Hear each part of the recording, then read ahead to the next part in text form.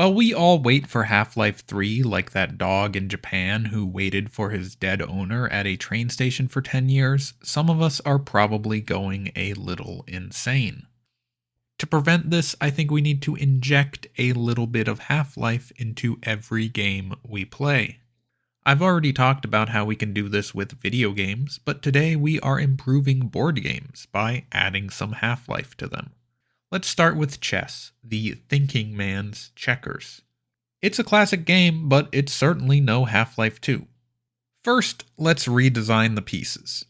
Some highlights from this would be Barney as all the resistance pawns, 2 citadel rooks, Breen as the combine queen, and Vortigaunt's as the resistance bishops.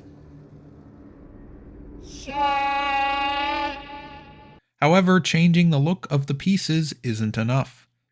We need to inject some Half-Life gameplay into chess, otherwise it just won't feel right.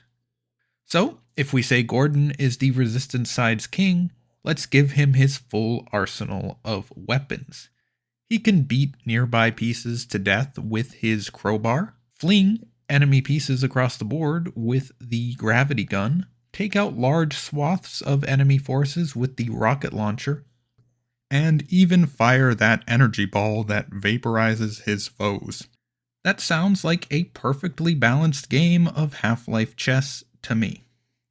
Up next, we've got Scrabble. Injecting Half-Life into Scrabble might be a little difficult.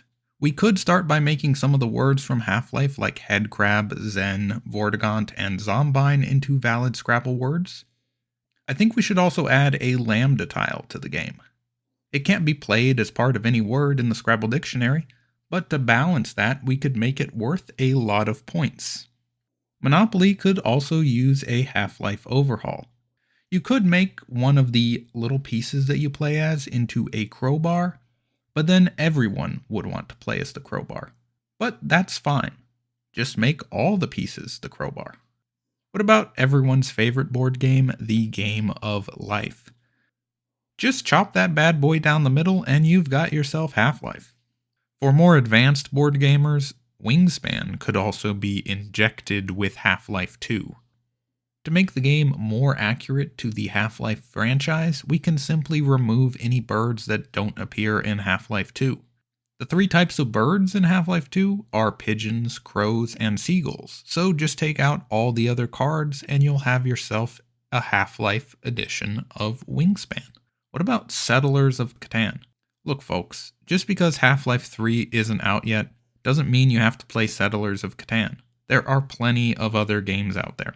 Anyways, I hope that this video has brought you some hope in these trying times. If you want more Half-Life videos, be sure to subscribe because I occasionally make those.